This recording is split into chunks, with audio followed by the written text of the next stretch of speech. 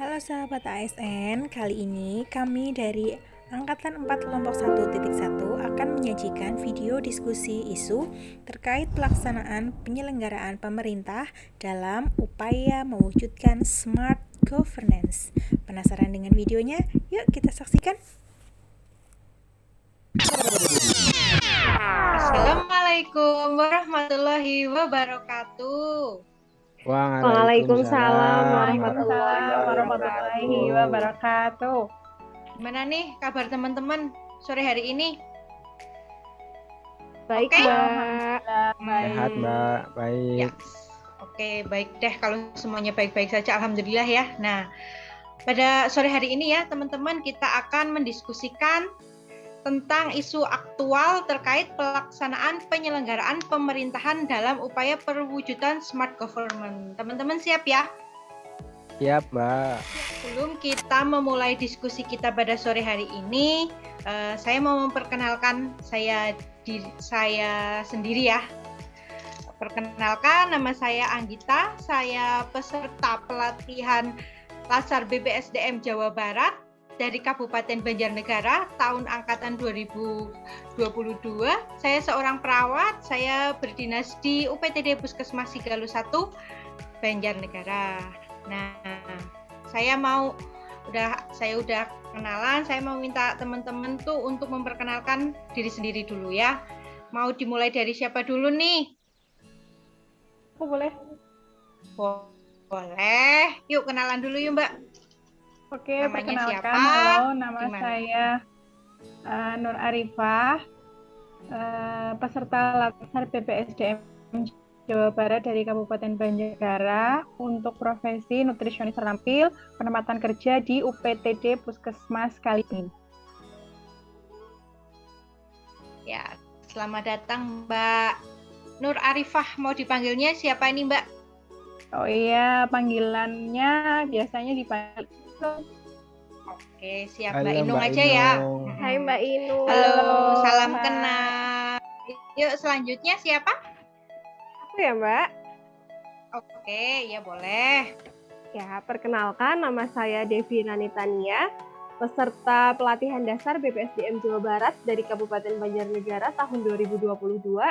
Profesinya terampil bidan, tempat dinasnya UPTD Puskesmas Sigaluh 2. Terima kasih. Halo, Mbak Ya, Devi. sama-sama. Halo. Bu Bidan. Ya, selanjutnya terakhir yang paling ganteng sendiri nih di kelompok kita nih. Siapa yuk?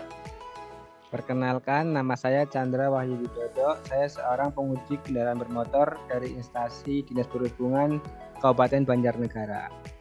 Oh, hai Mas Chandra. Hai Mas Chandra.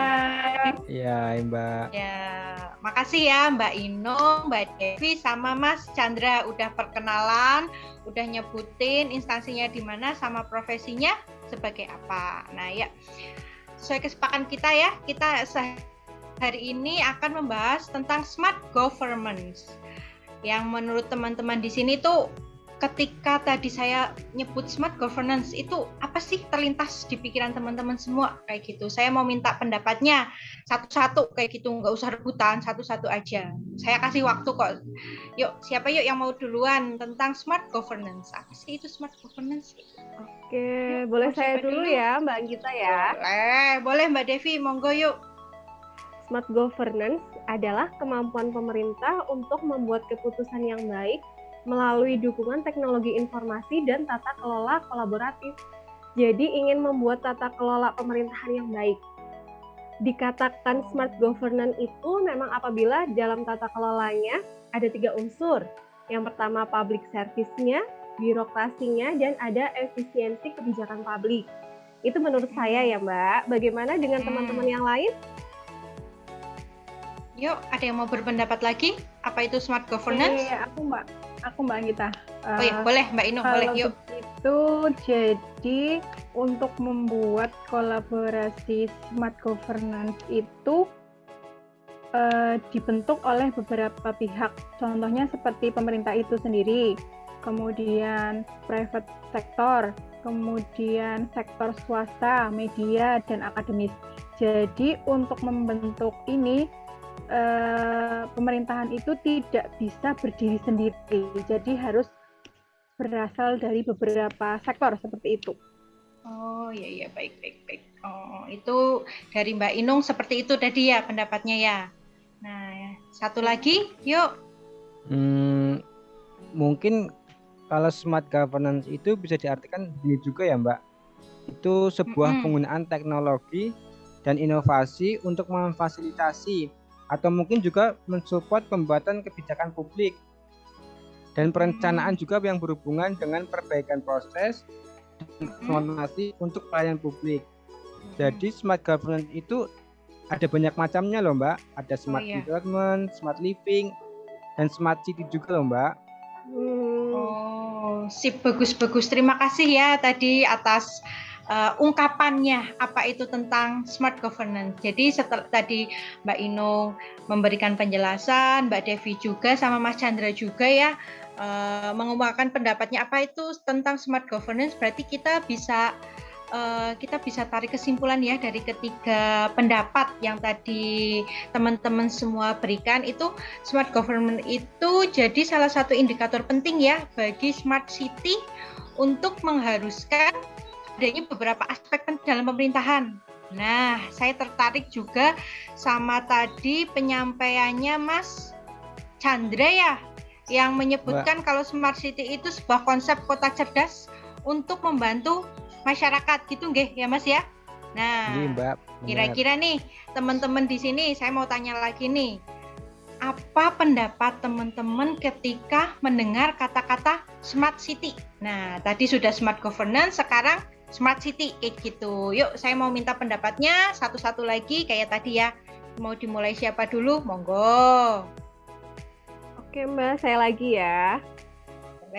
Boleh Mbak Devi. Kalau menurut saya, smart city itu sebagai kota pintar ya, dengan konsep mempermudah urusan masyarakat yang dulunya ribet menjadi lebih mudah. Oh, gitu ya Mbak ya. Iya terus gitu Mbak. Ada yang lain? Saya. Ya terima kasih ya Mbak Devi ya. Oke Nambahin Mbak ya Inung, Mbak. Boleh tambahin. Saya sependapat tuh sama Mbak Devi. Artinya jadi smart city itu di mana kota itu harus bisa beroperasi secara maksimal, efektif, efisien, sehingga segala masalah atau isu yang ada di kota tersebut bisa diselesaikan dengan cepat dan tanggap, terutama dengan bantuan teknologi. Seperti itu. Di Indonesia sepertinya sudah banyak aplikasi smart city, atau mungkin di tempat kerja atau daerah teman-teman sudah ada yang mengaplikasikannya? Kalau di tempat saya sudah sih Mbak.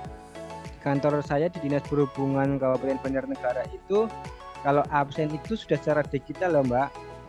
Kan kita kalau absen sekarang menggunakan aplikasi sendiri, jadi lebih terorganisir. Seperti itu Mbak. Oh ya bagus ya Mas ya, udah mulai itu ya online ceritanya ya. Terus Mbak, ada lagi nggak? Sekarang udah seperti itu. Ada lagi yang mau nambahin? Iya Mas Chandra, kalau kita absen lewat aplikasi itu termasuk smart city ya.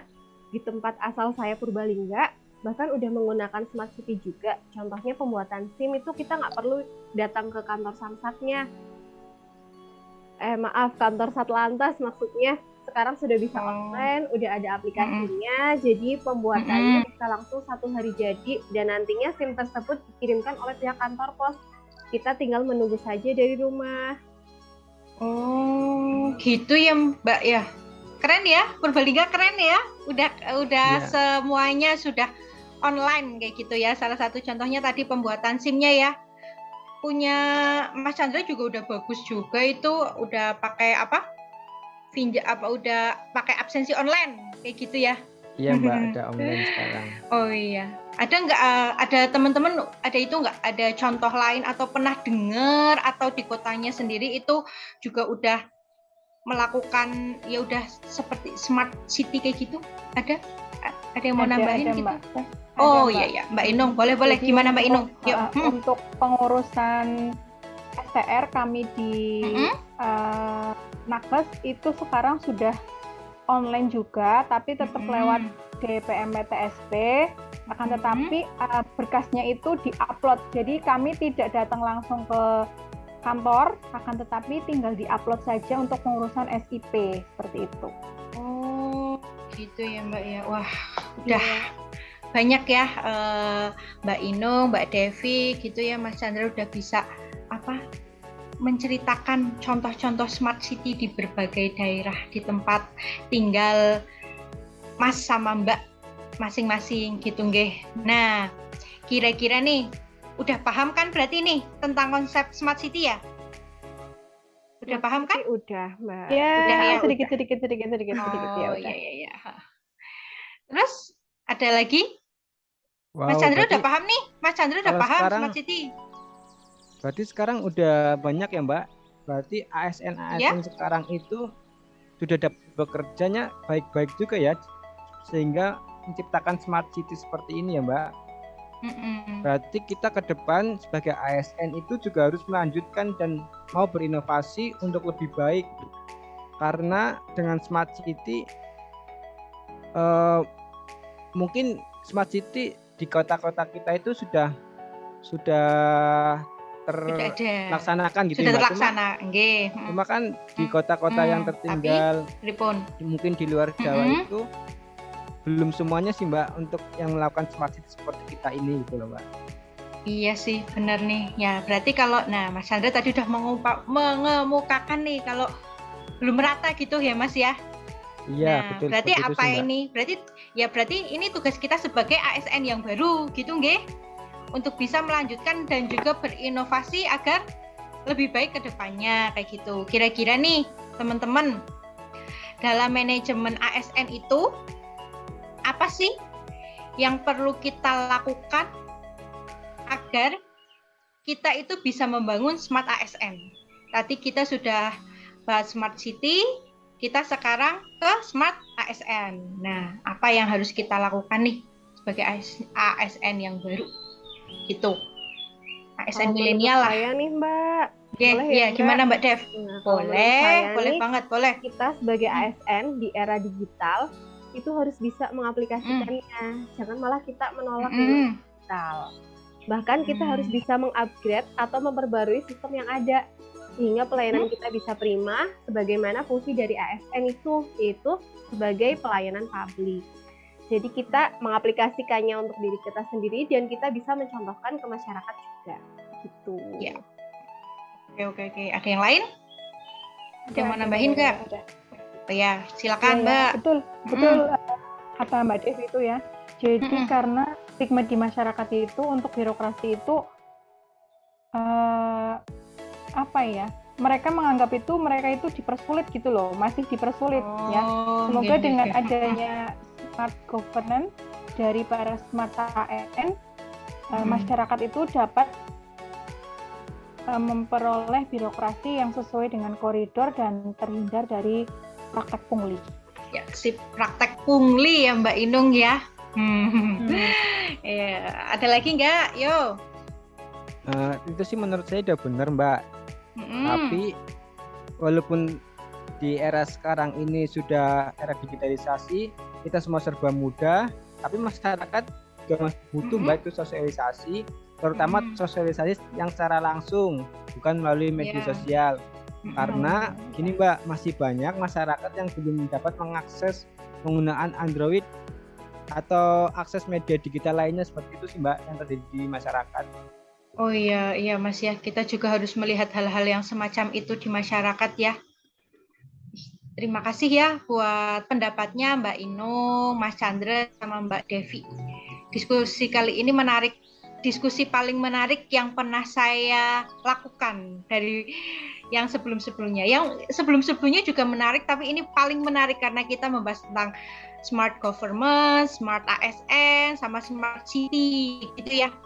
Jadi bisa ditarik kesimpulan dari diskusi kita pada sore hari ini, yaitu media digital untuk mengurus administrasi secara online itu sangat memudahkan para pekerja agar tidak membuang waktu kita saat mendatangi instansi tersebut kayak gitu. Jadi kita nggak dengan adanya ini hal-hal yang seperti ini, jadi kita nggak buang-buang waktu ya. Jadi sekali jalan langsung bisa jadi set kayak gitu. Terus kita tinggal duduk manis semuanya, udah beres. Keperluan kita udah bisa selesai kayak gitu. Dan ini juga bisa mengurangi pungli yang tadi Mas Chandra bilang ya, oleh oknum Bukan, yang Mbak tidak Inung. bertanggung jawab. Oh, Mbak Inung, Itu Mbak Inung yang bilang. Iya, Mbak Inung.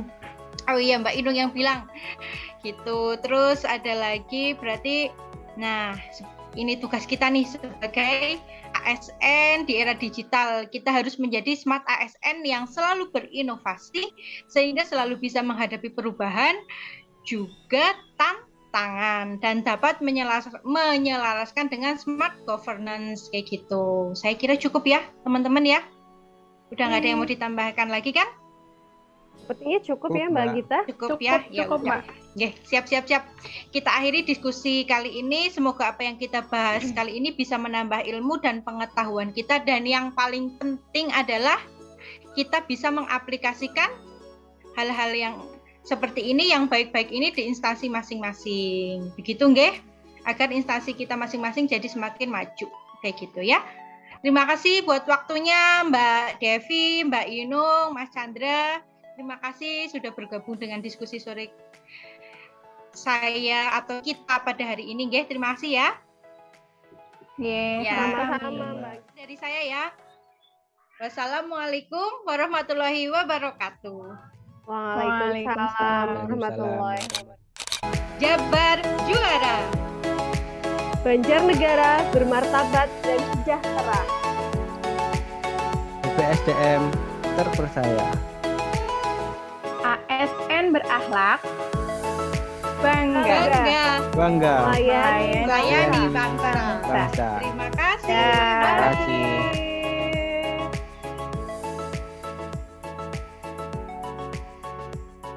Bye.